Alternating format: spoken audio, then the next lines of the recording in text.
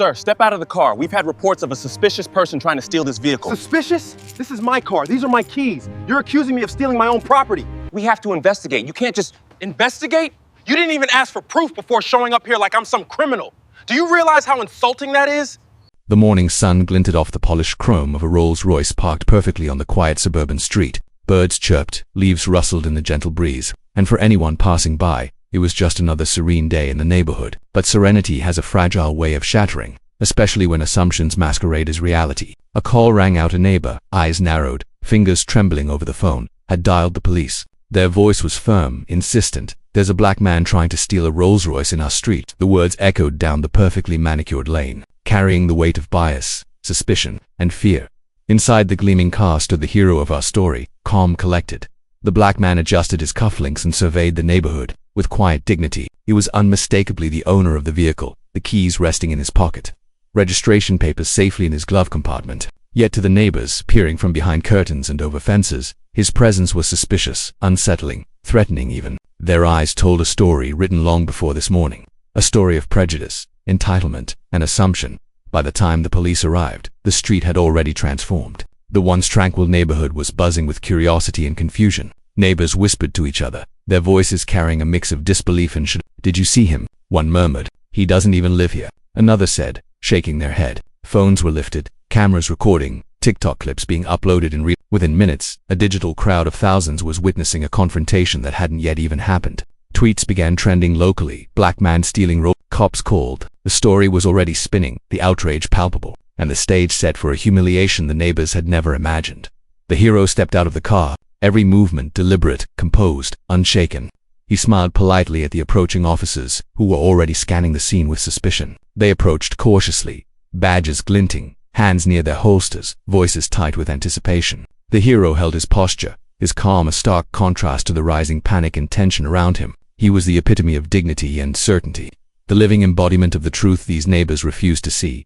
The villains of our story that neighbors watched with a mixture of glee and anxiety. They whispered to each other, pointing, nodding, and trying to justify their quick judgment. Their calls to authority had transformed them into players in a spectacle that they thought would confirm their suspicions. But in reality, they were walking into the first act of their own public reckoning. Cameras were rolling, phones were live, and every action, every glance, was being recorded for an audience that would judge them mercilessly. You won't believe what happens when they confront him, and how quickly their arrogance turned into regret. Someone might have tweeted even before the first words were spoken. The tension was unbearable, a storm about to break. Every second stretched, every heartbeat amplified by the quiet hum of expectation. The neighbors had no idea that their moment of assumed superiority would soon crumble spectacularly. Their assumptions shattered before the very street they thought they controlled. But what the neighbors didn't know would humiliate them in front of the entire street. And as the officers drew closer, their own biases blinding them to reality.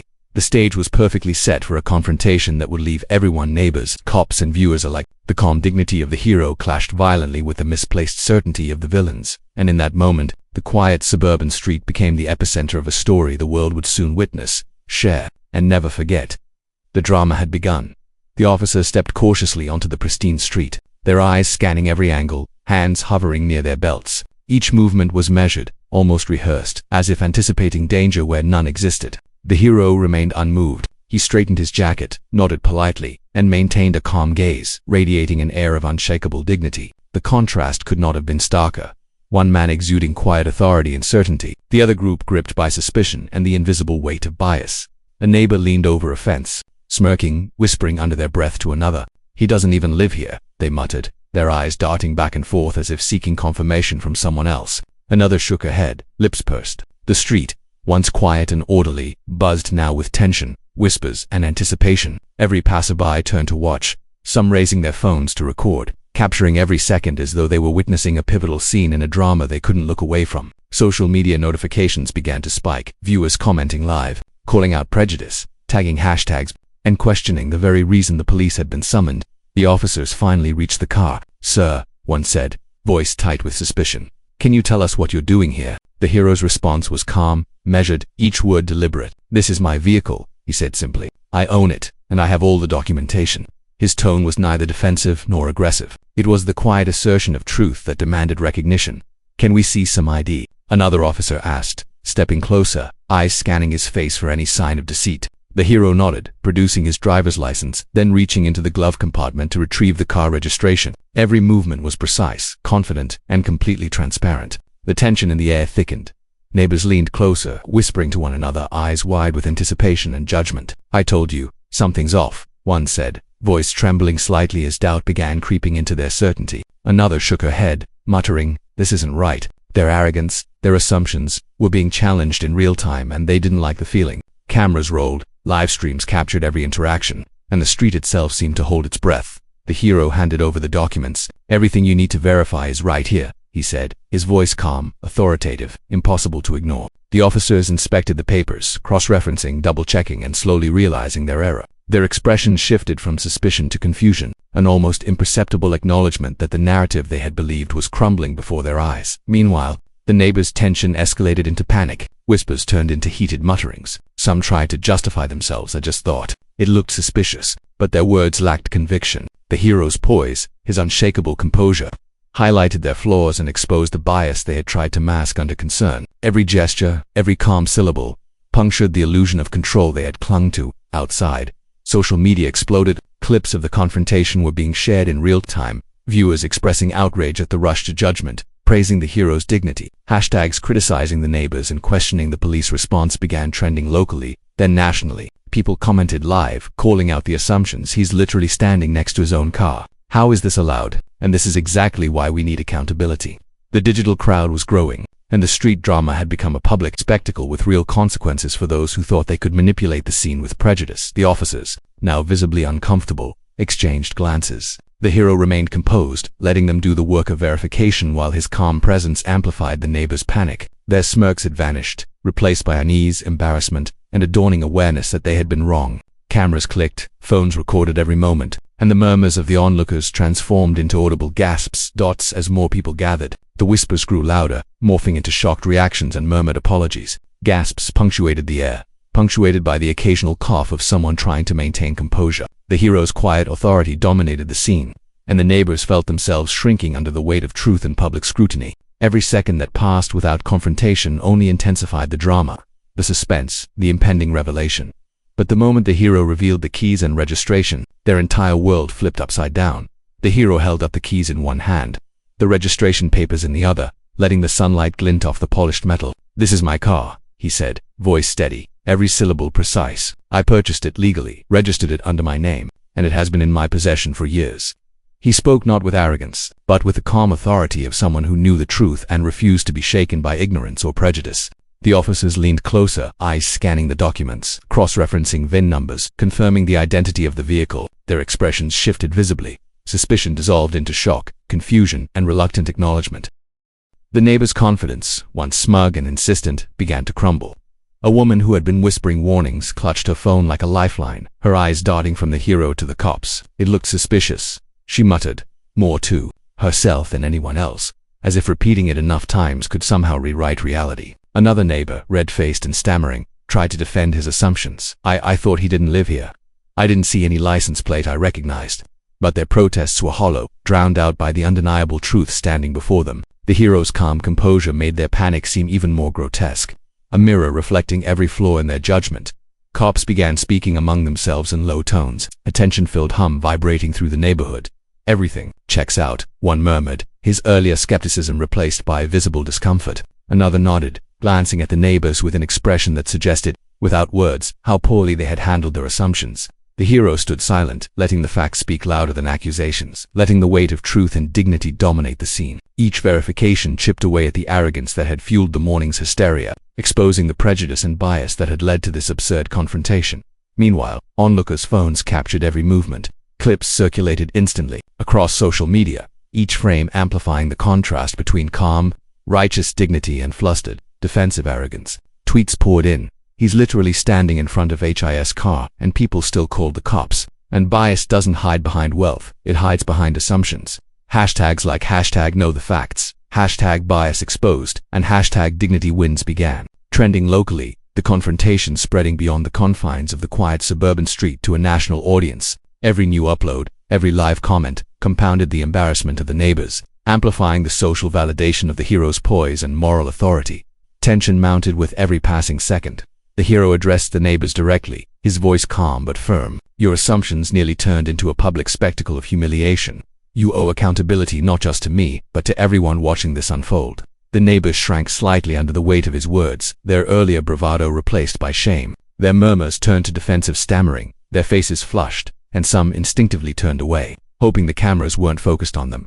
One particularly aggressive neighbor couldn't contain himself. He stepped forward, pointing at the car, his face red with embarrassment and frustration. "I'm telling you, it looked suspicious," he shouted, voice cracking under the pressure of being proven wrong. The hero's response was calm, almost surgical in its clarity. Suspicion is not justification.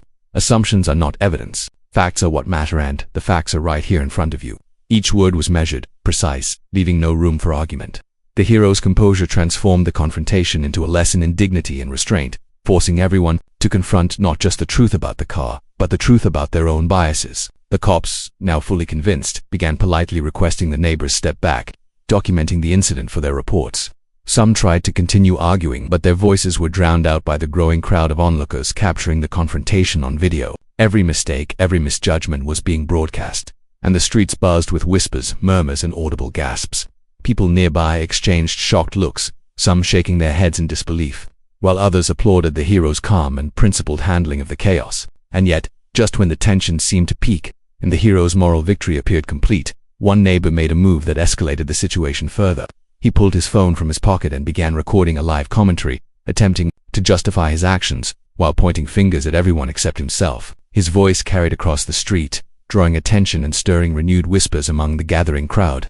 The hero turned to face him, calm as ever, letting the man's own performance highlight the absurdity of his earlier accusations. Cameras caught every awkward word, every flustered gesture, broadcasting it to the growing digital audience. The street, already a stage, had now become a theater of public reckoning. The hero's calm integrity continued to dominate, even as chaos threatened to spiral. The neighbors' shame was palpable. The cops were caught between protocol and social scrutiny, and every viewer online was holding their breath, witnessing the unraveling of assumptions and arrogance. The digital crowd grew larger, the story spreading, comments multiplying, the incident evolving from a quiet neighborhood dispute into a viral spectacle that highlighted dignity, bias, and accountability in real time. But just when everyone thought the ordeal was over, one neighbor made the situation far worse. Their actions hinted at a public humiliation yet to come, a moment that would leave the streets stunned and viewers craving the resolution that only the hero's unwavering composure could deliver. The hero stepped fully into the center of the street, every eye now on him, every phone camera trained, capturing each deliberate movement. He circled the Rolls-Royce slowly, deliberately, like a conductor commanding an orchestra of tension and judgment. His posture radiated confidence and calm authority, a stark contrast to the neighbors who still lingered, whispering and trying to reclaim some semblance of control. The hero's voice cut through the murmurs, clear and resonant. "Let this be a lesson," he said, each word deliberate. "Prejudice has a cost. Assumptions are not evidence. And dignity is not optional." Some onlookers cheered, their voices joining the growing chorus of validation. Others were frozen, shock painted across their faces, phones shaking slightly in their hands as they live-streamed the unfolding scene. The neighbors, once smug, now faced the full weight of their own bias. Their faces reddened, hands gesturing nervously, attempts at justification falling flat. "We were concerned," one stammered, voice weak against the undeniable truth. Another mumbled, "I thought he—" But the sentence trailed into awkward silence. The hero's composed presence left no room for deflection. Every lie, every assumption, stood exposed. The cops, who had arrived tense and suspicious, now shuffled uncomfortably, caught between protocol and the growing public scrutiny. They shifted from foot to foot, glancing at each other, as the reality of the situation sank in. They had arrived ready to act on bias, only to find themselves witnesses to a public reckoning that no one had anticipated. Every recording, every snapshot, every clip captured the absurdity of the assumptions that had triggered their presence. The hero's eyes swept the street, briefly meeting the gaze of each neighbor who had called them. "Your fear and your assumptions nearly turned into public humiliation," he said. "But the truth cannot be ignored, and neither can the lesson it teaches." His calm authority amplified the embarrassment of those around him. Neighbors shifted, some quietly retreating, others frozen in disbelief, realizing their actions were being documented, shared, and dissected for a wider audience. Social media erupted. Clips of the hero's statements went viral within minutes. A single line, his calm, unwavering declaration of ownership, was replayed and remixed across platforms. Hashtags like #dignity over bias, #respect and facts, and #lesson in integrity began trending. Commentary poured in from viewers across the country, outraged by the neighbor's assumptions, inspired by the hero's composure, and amazed at how quickly one man's dignity could hold an entire street accountable. Every new upload amplified the emotional impact, turning a neighborhood confrontation into a national conversation about bias, assumptions, and accountability. The hero continued his walk around the Rolls-Royce, each step deliberate, each gesture reinforcing the message that truth and calm authority could dismantle arrogance and prejudice. One particularly audacious neighbor tried to speak up, attempting to justify their assumptions. "I just thought it was suspicious," they muttered, voice faltering.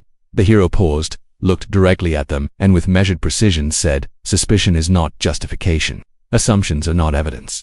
Actions based on bias are what the world remembers." The statement echoed down the street, amplified by dozens of phones recording, shared in real time, cementing the moment as a lesson in dignity and moral courage. Onlookers watched in awe. Some whispered to each other, amazed at the hero's restraint and composure.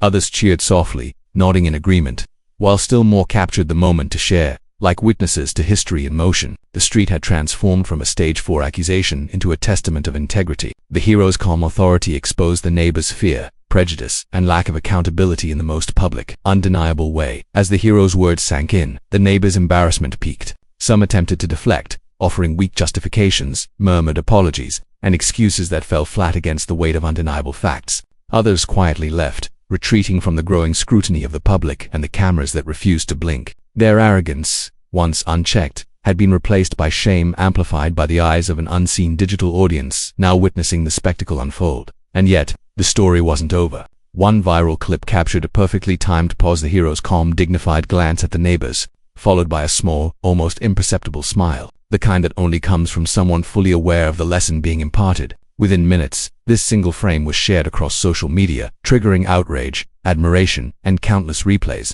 It was a moment that perfectly encapsulated the power of dignity against assumption, of calm authority against rash judgment.